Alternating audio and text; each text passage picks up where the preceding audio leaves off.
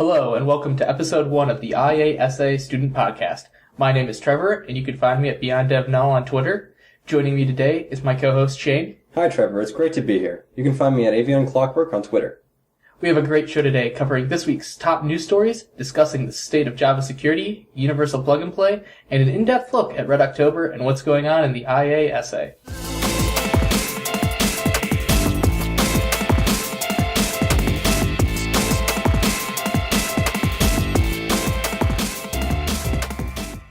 Upcoming events, March 16th, Net Wars at Lansing Community College and Mi4n6 Wednesday night from 7 to 9 at the Emich Livonia Site. For the top stories this week, Twitter got hacked. 250,000 passwords were stolen. Don't worry though, Twitter already enabled a password reset on all affected accounts, but we here at the IASA would like to remind you to make sure that you're using passwords on all different accounts, because if they have your password once and you've been reusing it, it enables them to get into your other accounts.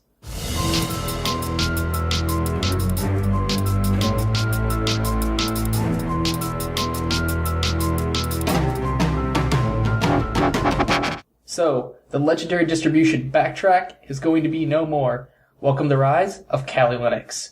Now, as a member of the information assurance community, I've been using Backtrack almost since its inception, back in version 2. Now, Backtrack has always been a phenomenal distribution, free, full of great open source tools, but there have been some problems. One of the decisions is which tools to include and which not, and this has led to the inclusion of almost every tool out there, which has created a very bulky at sometimes distribution, and not to mention trying to debate, which desktop environment do you want to use? GNOME, KDE, XFCE. So, in the meantime, while the developers for Backtrack are working on this great new release, there are some other alternatives, such as Backbox, and our co-host here, Shane, has been a user of Backbox for some time. Shane? I've been using Backbox exclusively for about 6 weeks now, and some of the things that stuck out in my mind are that it uses the XFCE instead of a bulkier desktop environment such as GNOME. However, the mindset of Backbox is that it's only one tool per job. While this is great to save on space, it sometimes leaves something to be desired. For example, while Metasploit and Beef are present, it is lacking some lesser-known attacks such as the Grex Wi-Fi Cracker and Wicked Wi-Fi Analyzer. Thanks, Shane. Well, we all look forward to the new rise of Kali Linux, and cheers to all the developers at Backbox. In other news, the new version of Libre Office, version 4, has finally been released, bringing some great improvements for the rich text file format and DocX support.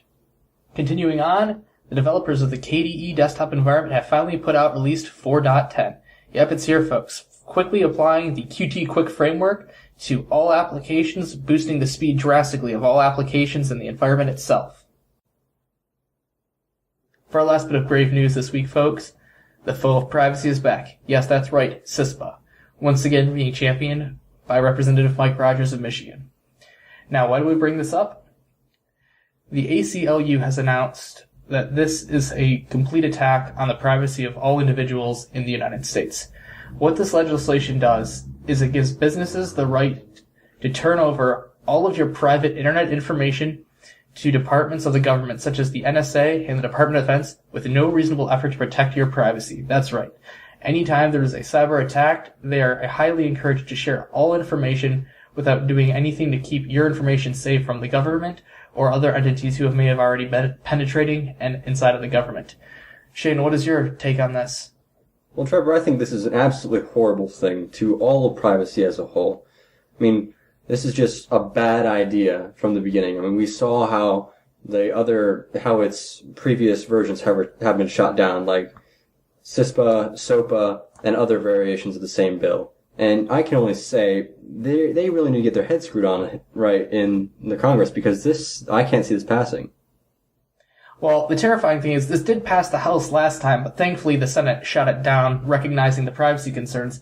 But one of the biggest issues here is, let's say a private industry group becomes penetrated by some kind of cyber threat.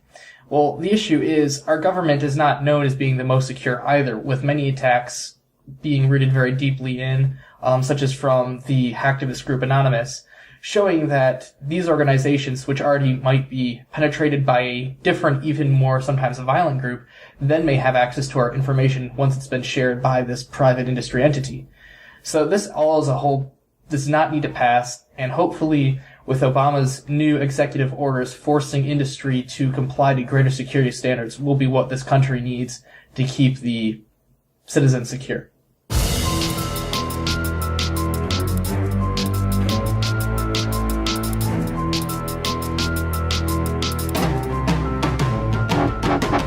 So today we're going to take a closer look at Java. Now, we all know Java has had quite a few problems in the past, but Sun, when they owned it, and now Oracle, have always made a valiant effort to patch all the present 0 days, but even so, that still might just not be enough. Due to the number of vulnerabilities, present security holes, bugs, many experts, such as H.D. Moore, have recommended not only that you turn Java off and keep it off if possible, but stating that it might even take up to 2 years for Oracle to fix all the present problems with Java, and those are just the ones we know about, not the ones that are going to emerge. Shane, what is your opinion on this? Well, Trevor, knowing how these big companies operate, it may take not only 2 years, but it may take longer. Somewhere, in my opinion, we're probably somewhere in the ballpark of 5 years to fix all the stuff that we know of just today, and that's not looking at the stuff that we're going to look at down the road. So what we recommend you do is try to run all of your Java applications within a separate virtual machine, assuming you have the hardware resource to do so. This way, in case of any kind of exploit or attack upon your machines, everything's nice and contained and won't spread out to the rest of your network. And then you also have a chance to report and analyze that, so those updates and security patches can be passed on to Oracle so they can keep making their product better. That's right, Trevor. And some security companies, such as Komodo, offer a sandbox environment to execute all of your Java bytecode, so you may not need to spend excessive system resources running a virtual machine. That's a great point, Shane, and we're going to continue monitoring Komodo to see if that security solution is a possibility that we can implement to protect us from the Java vulnerabilities that are currently present. Now on to our next closer look. So for this closer look, we're going to take a look at a feature a lot of our home routers not only come with, but have enabled by default, and hardly any of us use. That's right, universal plug and play. So, our good friend H.D. Moore, this is the guy who makes Metasploit, wrote a white paper about some vulnerabilities he noticed with UPnP. So doing some tests, he found out that 81 million responded to this UPnP ping, and out of that, 20%, or 16,200,000 or so, have the SOAP vulnerability, which they'll need because this security flaw lets attackers target machines behind those routers. This report also states that 23 million currently are exposed to the libupnp remote code execution flaw.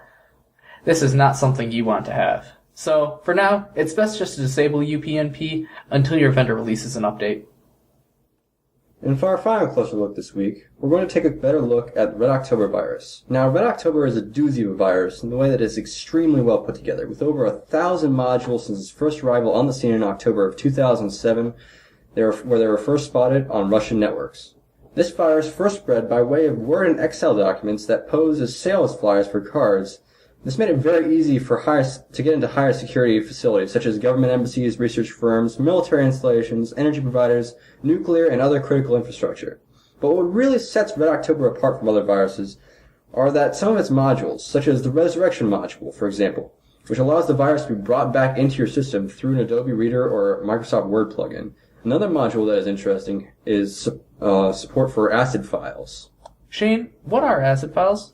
ACID files, Trevor, are associated with the ACID cryptofiler software, which is used to encrypt classified information for NATO.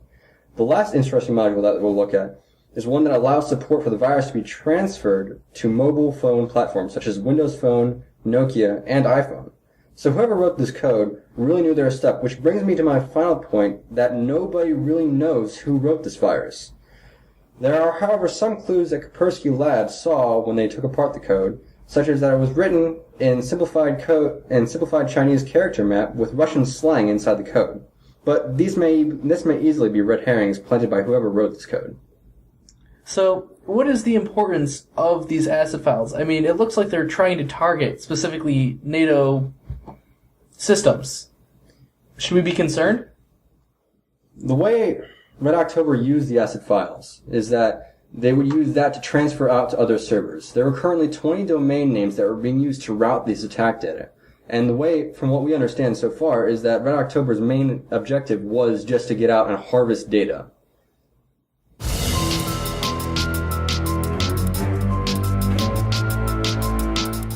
Hi all, and thanks for tuning in to this week's IASA Student Podcast. I'm your host, Trevor. And I'm your host, Shane. And hope you enjoy the music by 700P3D. Have a great night. We'd like to give a special thanks out to 700P3D and its track Feeling Dark Behind the Mask.